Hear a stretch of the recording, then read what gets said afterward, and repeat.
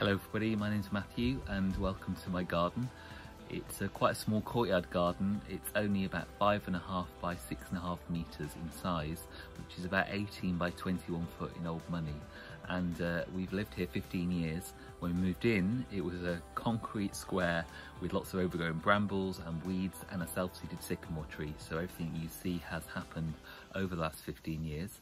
And the other thing that makes it a little bit of a challenge in this garden is that there is a height difference. So the house is about 4.5 feet higher than the garden. So you'll see how we've dealt with that height difference to try and connect the two spaces.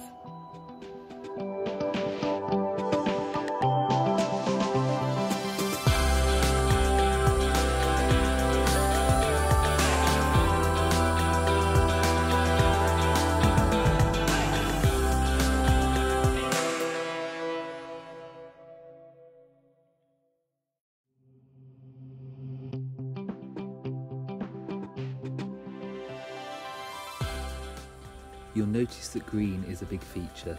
It's my favourite colour and I love the different shapes and textures of the plants.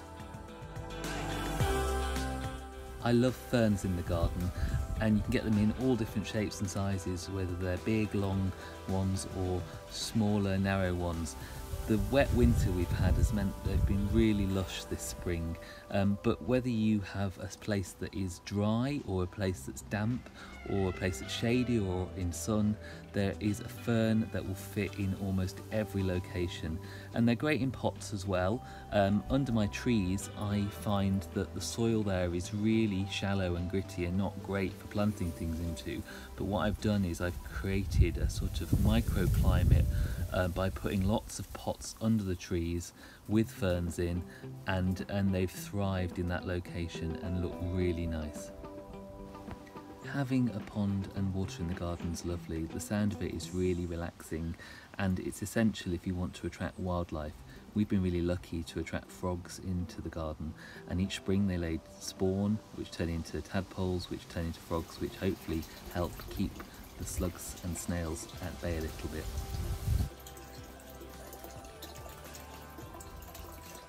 This is my third attempt at pond in the garden. The first one was simply a metal trough. The second one I dug into the ground, but the problems I had with that was the first one wasn't big enough. The second one, the water level went up and down. I was always seeing the liner. So this was actually a present to myself for my 40th birthday, which everyone thinks it's one big metal trough, but actually it's not that at all.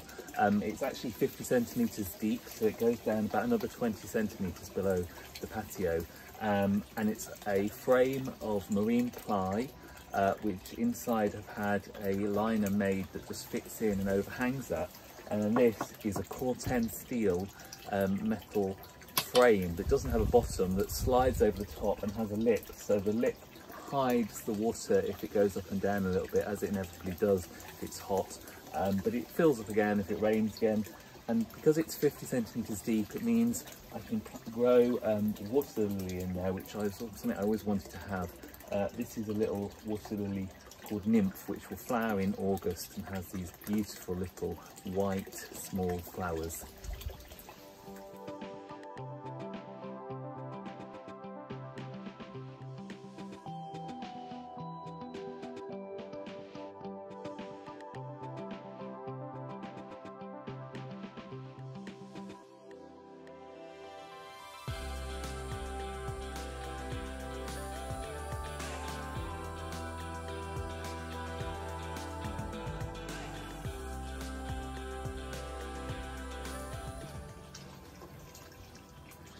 This is a black bamboo, which is a really stunning plant to have in the garden, and it's been there for about 10 years, and people often worry that bamboo will take over your garden, and some can be massive, but this one's fairly clump forming.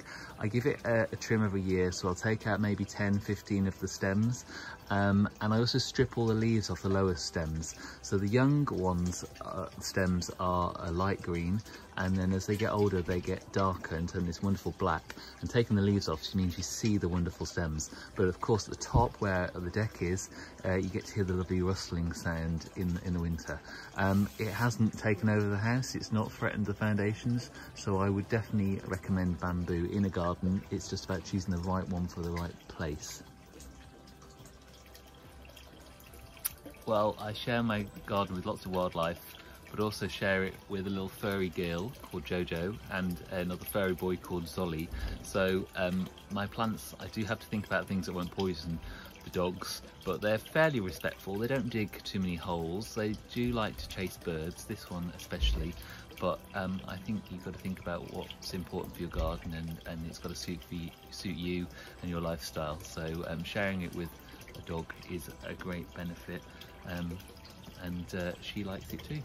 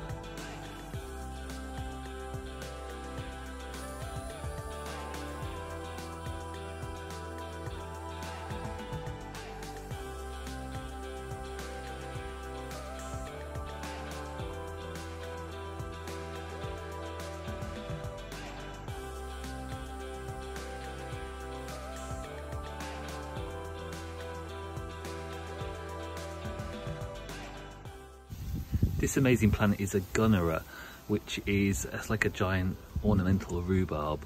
It's actually a prehistoric plant. I think it was around at the time of the dinosaurs.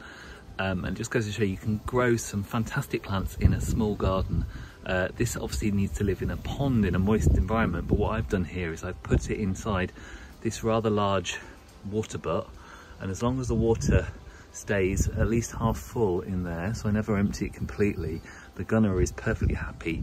It produces these wonderful seed heads, which you can see just between the leaves.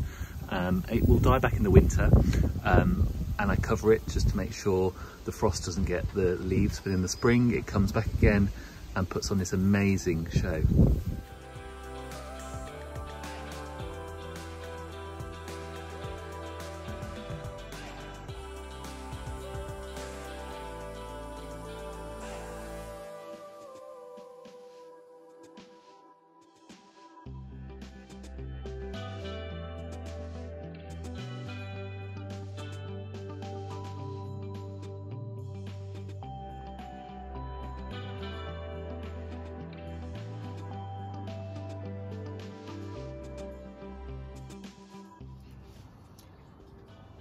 So I love hostas, but hostas are really difficult to grow when you're competing with slugs and snails, which I have lots of in the garden. And I've tried lots of different things, from sheep's wool pellets to gravel and coffee grinds.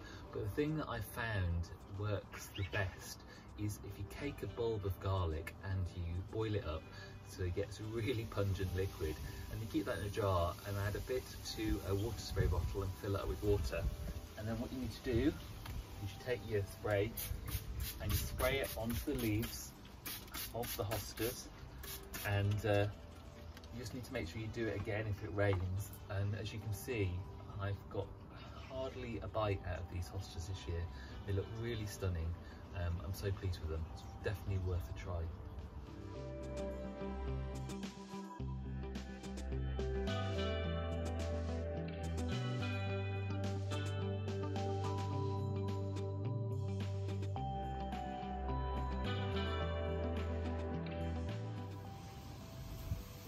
This is definitely one of my favourite hostas. It's called Mouse Ears, and it's just so sweet. Tiny little glaucous green leaves, which as you can see just look like mouse ears.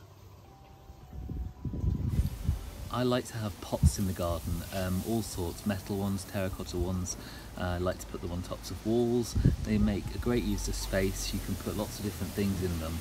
And you do have to water them, but I don't water mine every day, maybe a couple of days a week. If it's really hot, plants will normally tell you if they need a drink, but they're great because you can move them around. So if something looks great, you can put it in a prominent position, and if it's looking not so good, you just move it to a quieter, less obvious location. I've even been able to grow a rose in a pot that's climbing up the wall. Give it plenty of feed in the spring and water it well, but it produces this beautiful scented flower, which is just stunning. I have pots on the table outside the kitchen doors, like the hostas, so that when something's looking great, I can put them in a prominent position where I'll see them every day. And then when they're looking not so good, move them around and change the display and put something different there. So that's a real advantage of pots.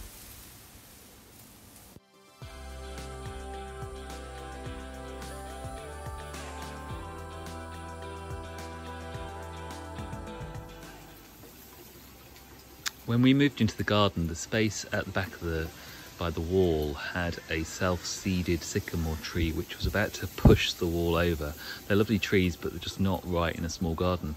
So I dug that out and planted these 3 hornbeam trees, which have been in now about 15 years, because I know that. They were my 30th birthday present from my friends. As you can see, they form this amazing wall of green framing the garden. Hornbeam is really tough.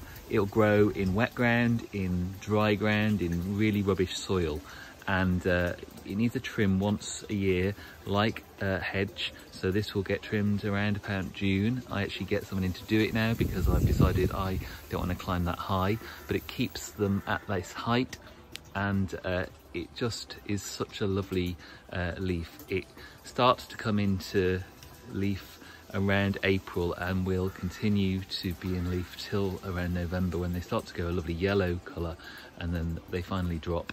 But even then you've got this lovely frame and these lovely statuesque pillars of trunks.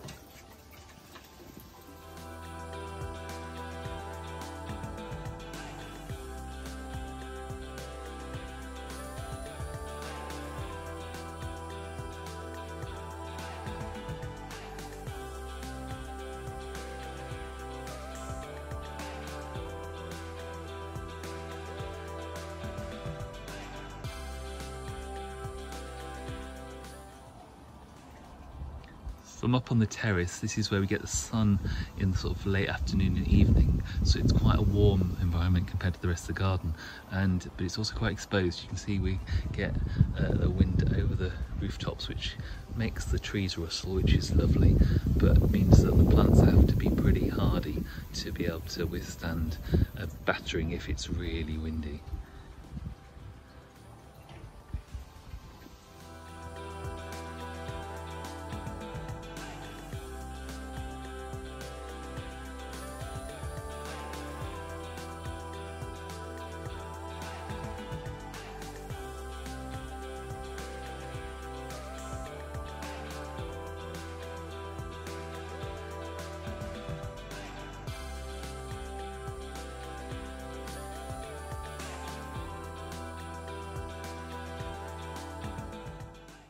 Some of you may have noticed we have 2 garden taps on the wall and wondering why. Well, one of them is cold for watering the garden, and the other one is a warm tap for washing down pampered pooches when they've been mucky in the river.